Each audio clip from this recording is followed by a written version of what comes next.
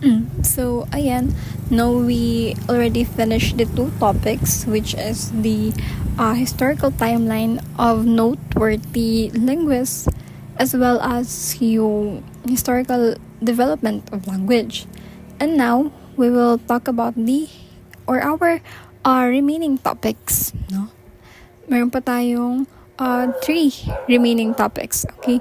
So, first, no, let us discuss what or our third topic, which is the historical development of English from Anglo-Saxon to global English. After discussing the general evolution of language, now let us focus specifically on the development ng English language. So, yung English, no, it did not become global language that we know today. Or it did not, para siyang hindi, it did not become a global language overnight, no? But it went through different stages and was influenced by various cultures and languages. So, sa topic na to, we will trace the journey of English from Old English during the Anglo-Saxon period to Middle English, early modern English, late modern English, and of course, its development into global English na ginagamit na natin ngayon or ginagamit around the world. Okay, so let's talk about the historical development of English. So let's read the overview. So, ang overview, no, for this historical development of English, we need to understand that English language did not develop overnight.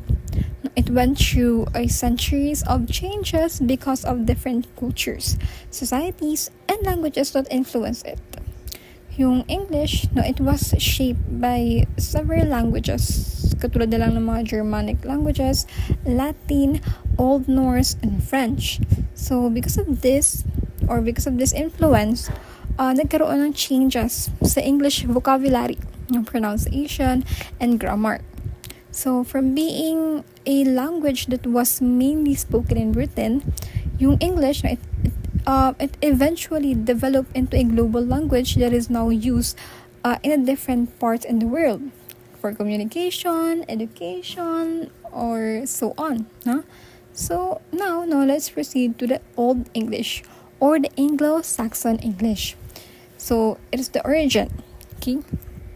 So the first stage of English is called Old English or Anglo-Saxon English. It started around the 5th century when yung three Germanic tribes, namely the Angles, Saxons, and Jutes, they settled in Britain or nanirahan sila sa Britain. Yung groups na to, or these groups, they brought their own Germanic language. And through time, this language is combined and developed into what we recognize as Old English. So basically, yung foundation ng English language ay nagmula sa mga Germanic tribes na ito. Yung Germanic tribes, there were Asian groups from Northern Europe who spoke Germanic languages, English, Saxons, and Jutes. And where some of these tribes, they influenced the development of Old English when they settled in Britain. Yung Germanic language naman, it is the languages that share a common ancestor and have similarities in vocabulary and structure. Yung English, it belongs to this group because it developed from the language of Germanic tribes katulad ng English and Saxons. So we have here, as you can see in the photo, it is an example of Old English text. So it may look unfamiliar compared sa modern text or modern English, but it shows how English was written and used during the Anglo-Saxon period. Through these written records, yung linguists, they were able to study the changes na nangyari in the English language. English. 1, On. 2, Tweeën. 3, Thrill. 4, Theor, 5, thief, 6, 6, 7, 7, 8, 8, 9, 9, 10. 10. Isawadw that, Brother Athelstan. Isawadw hit. Isagamens that tu het kasawa. Jeza, brother. It's hit Kasawa. It is a return. And so it hath a limpen. Talk about the characteristics. Yung characteristic, no, it was considered a Germanic language, meaning, no, it closely related siya sa languages like German and Dutch. So compared to modern English, no, yung Old English was more complex because it had many word endings show the function or roles of words in a sentence. So hindi pa siya katulad ng English natin ngayon, no? The spelling, pronunciation, and grammar were very different. Kaya nahihirapan tayong intindihin if nakita natin yung text as I showed kanina, 'di ba? So moving on, yung influences. Old English was also influenced by other languages. Yung one major influence was Latin, especially because of the spread of Christianity in the Britain. So another influence was Old Norse, which came from a Viking invasions. Some Old Norse words become a part of English vocabulary. For example, yung Old Norse or yung word na hus or house, no, it influenced the development of the English word house, no.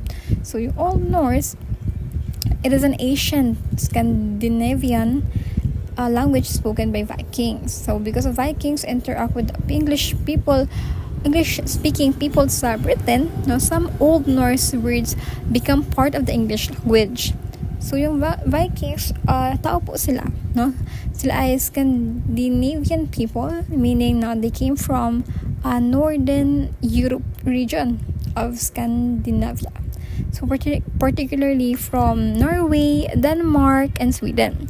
So they spoke Old Norse, which it influenced the English language. So moving on, let's go with the Middle English. So which is the Norman conquest and French influence. So sa Middle English period, it began after the Norman conquest of 166. So when William the Conqueror he invaded the England, no? He invaded the England. So after he invaded or after that event, French became the language of the ruling class, while English remained the language used by ordinary people. So yung ruling class, it refers to the people who hold the power in governed society. So after the Norman conquest, French became the language of the rulers or nobles, while yung English, it still continued to be used by the common people. So because of this, maraming French words ang pumasok sa English language. This is why English today, it contains many words that have French origins.